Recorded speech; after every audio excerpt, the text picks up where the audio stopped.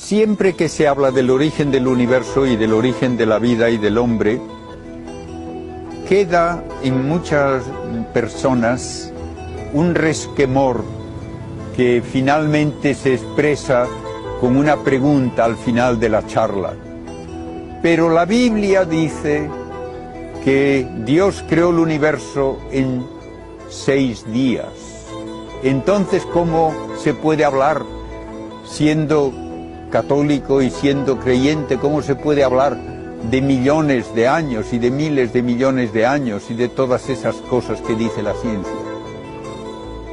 Primeramente, lo más importante que hay que tener en cuenta es que la Biblia no nos enseña ciencia.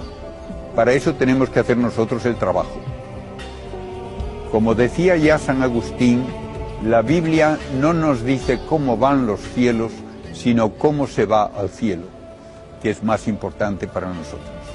Pues bien, ni le puedo pedir a la Biblia que me enseñe ciencia, ni le puedo pedir a la ciencia que me enseñe teología. Son dos maneras parciales de conocer, pero no abarcan todo. El segundo punto es que la Biblia se escribió para enseñar ideas de valor teológico a gente que no tenía ninguna base científica. Hablarles de microbios hace 5.000 años a los nómadas de allá de Palestina sería como hablar en chino a un español. Hablarles de todo esto de las fuerzas de la materia, absurdo. De átomos, pero ¿qué es eso? De modo que no debemos buscar en la Biblia lo que no hay y que no sería comprensible para aquellos a quienes se dirigía la Biblia. Entonces, ¿qué se nos dice en el Génesis? Se nos dice de una manera muy hermosa lo que era importante para la gente de aquel entorno y de aquel tiempo, que todo cuanto hay de bueno y de orden en el universo viene de Dios y que todo está dirigido al bien del hombre, porque el universo está hecho para nosotros, para que nosotros podamos conocer a Dios y finalmente participar también de su vida y de su felicidad. Y lo dice con una parábola muy bonita. La parábola, que no se dice en ningún sitio que sea parábola, pero que se ve en el desarrollo, es cómo un padre prepara una casa para sus hijos. Y la Biblia nos dice cómo Dios prepara el universo para que sea la casa del ser humano, que va a ser imagen viviente de Dios. Y siendo imagen viviente, merece el nombre de hijo. Y así, en esos 6 días de la creación, hay 3 días primero en que se prepara el terreno, el entorno para la casa, y otros 3 días en que se amuebla. El primer día hay puramente un caos, y para un israelita el caos por excelencia era un mar alborotado. De modo que lo primero, hay un mar tenebroso, oscuro y todo alborotado.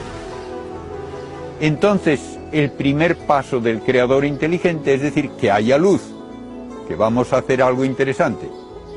Entonces Dios hace la luz. ¿Y de dónde viene la luz? Pues no hay estrellas, no hay sol. Para aquella gente no importaba. Dios puede hacer que haya luz. ¿Por qué ha de ser del sol o de las estrellas? Entonces hay luz. Y entonces Dios separa un periodo de luz de un periodo de tinieblas y tenemos el primer día. ¿Y qué es un día? Pues un periodo de luz seguido de un periodo de tinieblas. ¿Tiene que tener 24 horas? No. Eso no era importante. El segundo día hay que hacer un hueco en eso que parece que es todo un mar revuelto. Y los antiguos tenían una idea muy poética, probablemente no se la tomaban en serio, pero la decían muchas veces, de que llueve porque hay agua allá arriba y se cae, y que se hace un pozo y aparece agua porque hay agua allá abajo. Entonces parece que el mundo es como una especie de cueva dentro de un entorno de agua. Pero para que haya ese espacio libre hay que hacer una bóveda que no se ve porque es transparente, pero que separa las aguas de arriba para que no caigan, y otro lugar abajo para que quede el resto del agua. Bien, esto se hace el segundo día. Ya está bien. Y otra vez vuelve a haber luz y tinieblas, tenemos el segundo día. El tercer día, por ahora solo hay agua. Y hay esa bóveda con más agua encima. Entonces hay que hacer un lugar seco. Para los antiguos que no conocían, y no se conoció hasta mediados del siglo XX, que los continentes se mueven y que cambian las cuencas de los océanos, etc. Para los antiguos, el mar está donde está porque Dios le da una orden. Ese es tu sitio y cuidadito con salir de ahí. Y entonces queda tierra seca y quedan los océanos. Y en esa tierra seca, entonces ya Dios comienza poniendo hierba. ¿Por qué? Porque la hierba va a ser necesaria para que pueda luego haber animales. Llega el cuarto día, y el cuarto día Dios empieza a decorar la casa. Y lo primero que hace, pone unas lámparas bonitas en el cielo. El sol, no para que sea de día, sino para que sea el que preside al día. Y a la luna para que presida a la noche. Y las estrellas. Y todo eso está en esa bóveda transparente.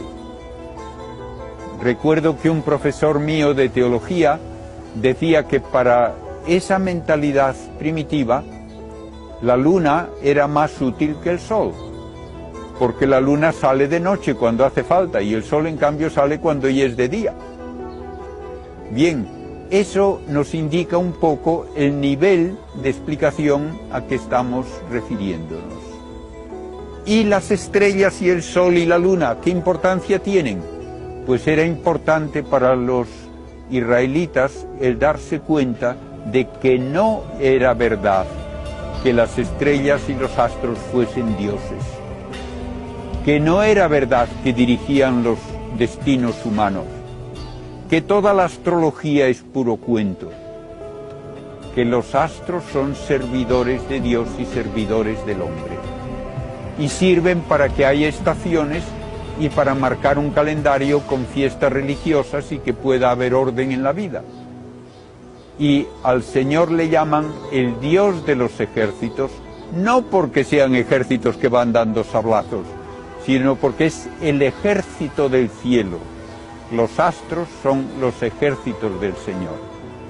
Y por fin, cuando ya está preparado el lugar, entonces Dios hace los animales, primero en el agua y en el aire, luego en la tierra, y cuando todo está preparado, entonces puede ya hacer al hombre a su imagen y semejanza. De modo que es una parábola muy bonita de un Dios que hace todo con orden, lógicamente, para bien del hombre. Y esto es en contraposición a todo lo que decían los paganos, que decían que la tierra era lo más primitivo, y de la tierra nacían los dioses. Y los dioses no tenían omnipotencia, y no eran tampoco capaces de soportarse unos a otros y tenían luchas. Todo ello queda borrado de este modo tan hermoso de la Biblia de hablar de cómo Dios crea todo para bien del ser humano, para nuestro bien, porque nosotros somos los únicos que conocemos a Dios y obramos libremente, y por eso somos su imagen y semejanza.